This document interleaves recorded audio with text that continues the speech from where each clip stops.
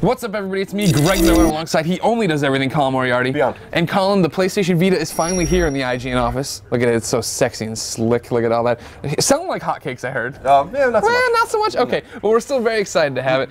Colin, why don't you walk us through on your unit what exactly makes up the PlayStation Vita from a hardware side? Okay, well, here it is. I mean, this is the screen, the start screen you can see here. You have your dual analog sticks. They don't click, so there's no R3 and L3 functionality. We've known that for a long time.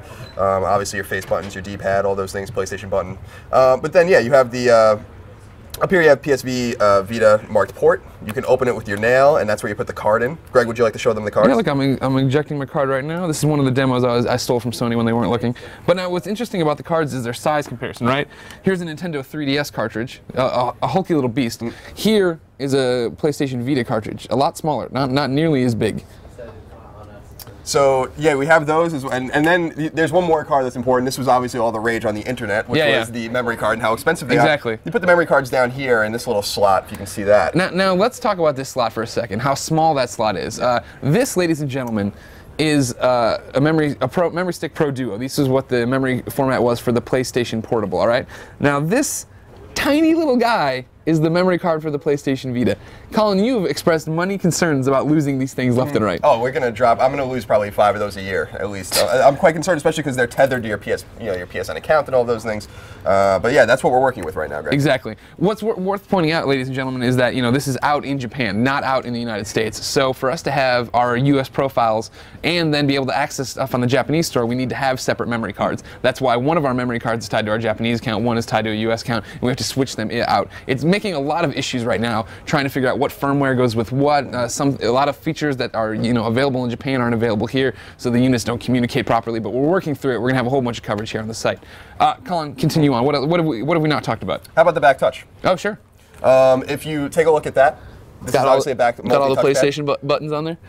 That's cool, and you can obviously see the one of the cameras. The other camera is in the front, so you have a front and the front camera up there, yeah. And then you have the rear camera back here. There she is. And then obviously you have, up on top where we were showing the Vita, where the Vita card goes, you have your power button and your volume buttons, which are actually in convenient places, unlike the PSP. Yeah. And your triggers, L and R, as well. Now, what's interesting about this is since we're having so many firmware problems, we can't play games left and right, is that we're only messing around with what apps come installed with it and how it all works. What's interesting is none of the buttons, none of the real buttons you'd be used to, tactile buttons, work at all when the Vita first comes. Your whole menu system is touch only, and you scroll around like this. You can open apps and then leave them stalled. So like right here's my friends list. You can see, well, now it's reconnecting, but you can see when it comes back up that you see I'm friends with my American account from my Japanese account. But when I'm done with the friends list, I just do that, and then I suspend the app, and I can move on to something else. I can double back here and fool around, and then all the apps that are still running are in the back up there. You see the little bubbles up there. And then when I'm ready to close it, I can scroll back over to that app and then just drag it down like this, throw away the page, and it's now closed. It's no longer background running. But it's a nifty little feature for like when you're screwing around with like, I was looking at something on the Japanese store. There are all the games. Let's say I wanted to download Uncharted. I click into it. It's running a bit slow, believe it or not, because the servers are in Japan, and I have to make a Japanese proxy and then ping around the world trying to trick this thing into thinking I'm there. World. Yeah, I don't know how the internet works. No, but it's something like that. But when it does work, it pops up like that and looks like that. Colin, what are some of your favorite features there? Obviously, I'm a big trophy whore, so if you look here, you see the trophy button, which is kind of cool. You can just click that. Brings you to the start page, you hit start, and then you can, once it loads, there we go, you can see your trophies, and obviously you can sync them to the PlayStation Network to your standard PSN account. There's a program called Welcome Park that comes with PlayStation Vita that shows you how to use the different functions of the PS Vita. This shows you how to use multi-touch, for instance.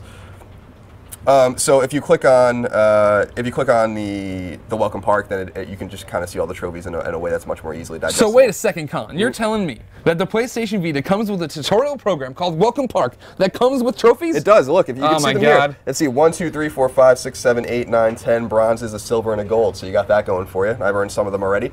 And what's cool is that when you throw it away later, you can go up here to this little nifty thing and see the most recent trophies you've earned, as well as if you've gotten new messages, what you've downloaded. You can see here I downloaded a video off of for Golden Abyss off of the Japanese store, so you can see that here. So this is a little bit better than the XMB, I think. So yeah, you can jump right to it, and then you have your whole thing right there, all your notifications of what you've installed, what you've downloaded. My dates are all wrong because I've been trying to trick the system left and right.